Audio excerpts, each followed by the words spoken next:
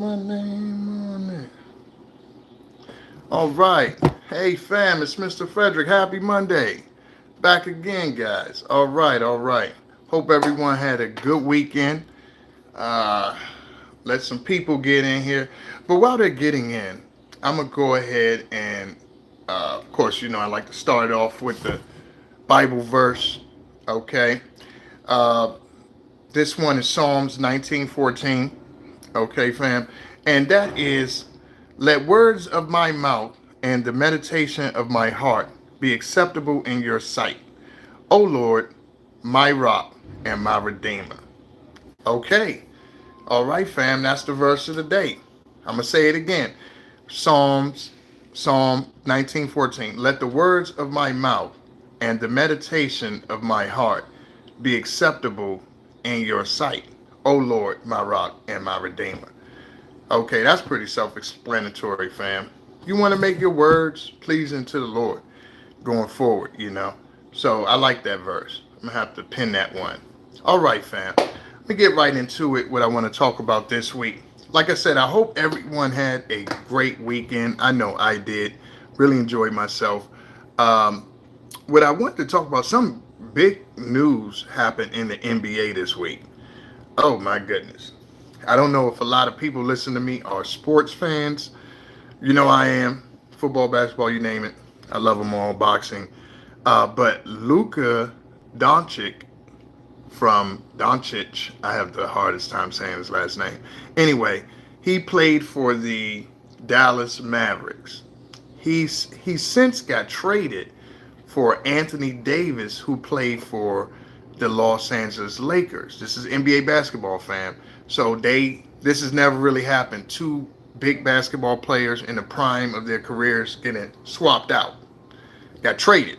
Okay, so that being said, with that being said, that they did get traded, made a lot of news. A lot of people are like, "Wow, what's going on? What's going on? Anybody can get traded now." Okay, so what I wanted to talk about today is, of course, this channel is all about improvement. It's all about self-improvement, advancement. It's all about learning yourself, discovering yourself, becoming the best version of yourself.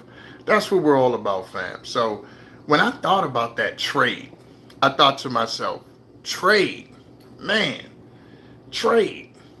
Think about it. We all need to do this. Like, think about trade. We all need to trade. We need to make these big trades in our lives. Okay, so why did they make that trade? Why did Los Angeles trade Anthony Davis? Why did uh, Dallas trade Luka Doncic? Why did they trade like that? Why? Because they wanted to improve. They made that trade. Hey, Fusion. They made that trade because they want to improve. Each individual team want to become better. So I thought about that. I said, man, how does that apply to us in our everyday lives? Do we make trades even though they might not look good to people to improve ourselves? Are we willing to make that trade? Are we willing to make that move, that blockbuster deal in our lives? Are we willing to do that? Are you? Just ask yourself, are you willing to make the necessary trade? Trade this for that. Okay, I'm going to trade the nightclub for studying an extra 2 or 3 hours, okay, to improve my craft, my skill. I'm going to trade maybe eating that ice cream, eating that half a gallon of ice cream, instead of that, I'm going to work out for another 30 minutes on cardio. So I'm going to swap that. Somebody say, Kenyatta Jones says, do you believe LeBron knew about the trade before the announcement? I find it very hard, Kenyatta, to believe that how could he not know if he's able to have his son play for his team, and the son probably wouldn't be playing for a lesser NBA team, a D League team, if it wasn't for his father. So I would say he had to know. Now, how long he knew, I don't know how long he knew. He had to know at some point that, hey, I just find it hard to believe that he's totally surprised at that. Now he might have didn't have a lot of time. I do believe that he might have known very quickly. But anyway, I'm gonna leave that alone. So back to us guys. What can we do to improve ourselves to make our lives better? What can we trade in? What are you willing to trade in? Are you willing to trade in some of those things that you like to do so bad, so long, okay, that weren't good for you? Are you willing to trade that in for something good, something positive? Are you willing to do that? Are you willing to trade in something that for the unknown? Are you willing to take a chance on yourself and become an entrepreneur? Something that you can't see with the naked eye. Are you willing to do that? So think about that, fam. I mean, it's just a question I'm pondering to everyone out there. What trade are you willing to do? What trade are you willing to make to improve yourself? If any, are you willing to make any trade to improve yourself, improve your life? I mean, it's all up to you. But I believe that we all got to give something to get something. It's like nothing you're going to get in life is just going to come to you. It just doesn't work like that. You got to sacrifice something. Even if you're making a lot of money, you got a great corporate job, whatever. With that is going to come responsibility. You can't be coming in late. You might have to work weekends. You might have to work at home at times. It's a career. It's not a job. So too much is given, much is required. So that's just what it is, fam. When we make these trades, we got to think. Are we willing to improve? What do we really want? Do we want to improve ourselves? Is that the real goal? And if we do, are we willing to give up maybe a bad relationship? Something that's not working for us? Are we willing to make that trade? Are we willing to sacrifice that? Oh, okay, Kenyatta, I like that. Yeah, I mean, I try to do things that are just naturally come to me, nothing scripted, just off the top. It's really just something that had me thinking. Sometimes when we see these types of things in the NBA or in the world in general, big shifts, when we see them, what do they mean? I think it's underlining meaning behind everything. You can find meaning behind anything, deeper than what you see. So when I saw this happen, I was thinking, wow, we don't know a lot of stuff that's going on, maybe, behind the scenes. And that's the same thing with us. When you see people get divorced, a lot of times you don't know what's happened. Well, you don't know their intimate details about them, and they just get divorced. But it's for a reason. When you see people take a job and you're like, wow, you were at that job for that long. I thought you loved it. I thought you really was dedicated to that job. And they're like, no, I'm going over here for money or for whatever. Come on, guys, put some likes in there. Let's get some likes. Let's get some, come on now. Give me some love. Give me some love. Hey, let's get some likes up, guys. Come on. Some likes up. So remember, I always say like, share, subscribe, comment. But yeah, when you think about it, you got to make trades if you want to improve. If you stay the same, you know what you're going to get. If you stay the same in life, you're going to get just what you got. Whatever you got now, that's what you're going to keep getting. More of it. So it's up to you. Are you willing to make the big trades? Are you willing to make the big trades in your life? Are you willing to gamble? Are you willing to take a chance to improve? Or do you want mediocre? Do you want what you've been getting? If you want what you've been getting in life, you'll stay the same. You won't make any trades. You won't make any deals. You're going to stay right where you're at. Okay? There's no problem. You know what it is. Hey, if you like it, just keep doing what you're doing. But if you look and analyze your life and you say, am I truly maximizing my potential here? When you really think about it, am I maximizing my potential here in this life right now, what I have? And if your answer is no, you may be looking to make a trade. You should be looking to make a trade.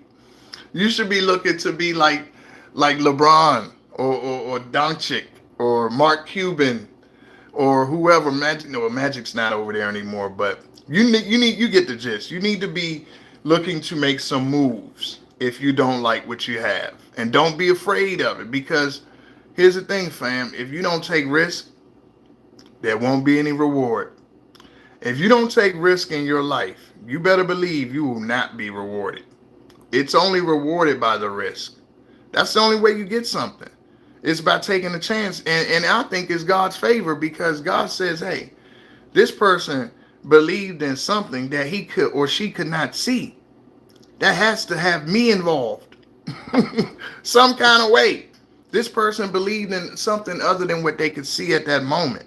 So now you are aligning yourself with his favor because you're putting your faith in the Lord, not in what you could see. And automatically the universe start aligning for you because you don't have people, you don't have situations, tangible support. Okay, you have faith, and that's what a change is. That's what taking a gamble. That's what making a trade. You don't know what's going to happen, but you have the faith that it's going to be better, and that allows you to move forward with that trade. That's what allows you to do that. Come on, guys, let's get some likes up in here. So, yeah, chime in on this. Comment, guys. I want to start a dialogue about this. What do you guys think about what I'm talking about? What do you think people make trades or major decisions based on in their life? Like, what do you believe that, what triggers you to make a change in your life? Is it pain? Is it agony? Is it disappointment? Is it joy? Is it, what emotion triggers you to make major changes, make trades in your life? I know what triggers me. What triggers me is not being happy. Okay. If I see that I'm not happy in a situation, I'm very in touch with my emotions as a man, I don't care about any stereotypes of what you should color and gender, and I don't care about any of that stuff. I'm just telling you me, the way I look at me. If something does not make me happy, I know something needs to change. Now, I'm not saying I need to be happy 24/7. That's unrealistic. That's an emotion that's going to change, go up and down. But I know that if I see consistently I'm in a state of despair, I'm in a state of just not feeling well, okay? Knowing my state of emotions that I could feel better. I could feel better than this. Paying attention to yourself. If you see, okay, this job, this person I'm around, this whatever situation is bringing more despair, it's bringing more pain than joy. It's time to make a trade. That's for me. Because I look at it like this. I mean, heck, I know this is making me feel bad. If I do something else, I don't know, that might make me feel better. But how do I know if I don't try? How do I know if I don't try? If I stay over here, this is guaranteed to fail. It's logic to me, fam. You know, use your emotion, use your EI, use your both. Use your logic, your IQ, EI, use both.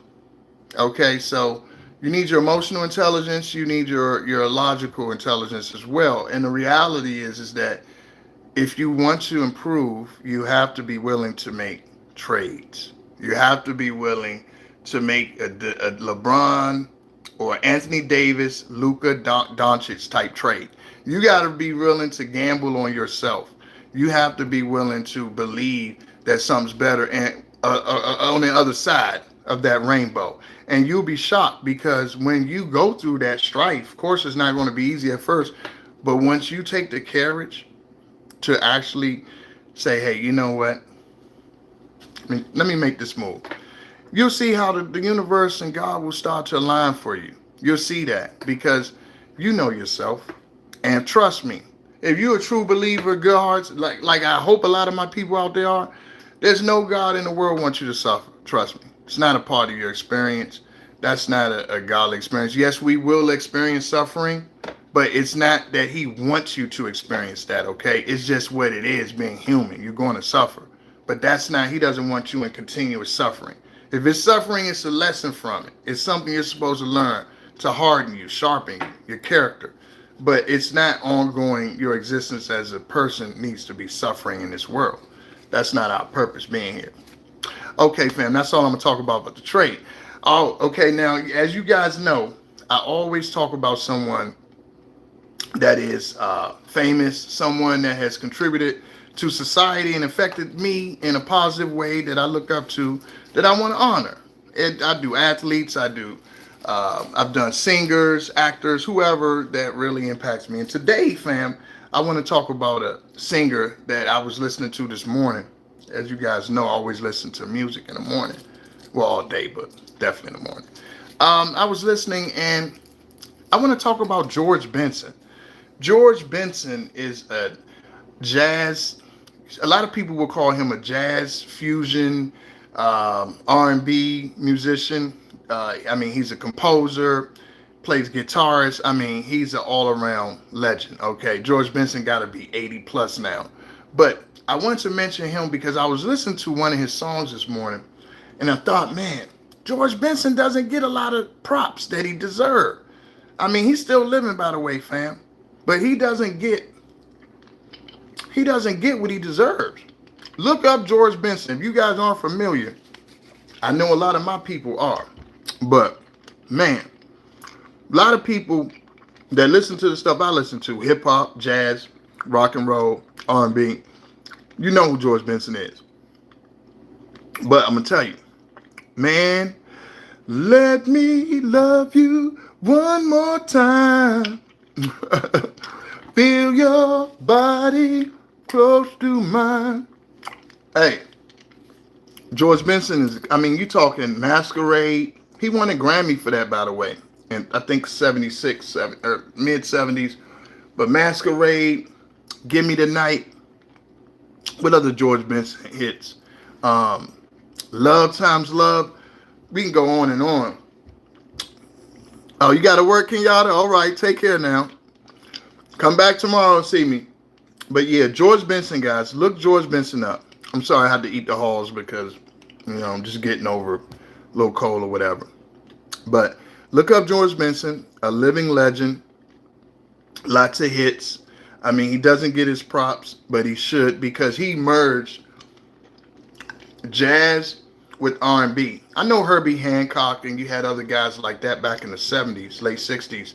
But I believe George Benson is the one that really, he's the one that really made it popular. Like, he's the one that won Grammys, and so he really needs to get his respect. But on that note, guys, let me get on out of here. I want everyone to have a great day. Keep a smile on your face. And remember, love what you do and do what you love. Peace.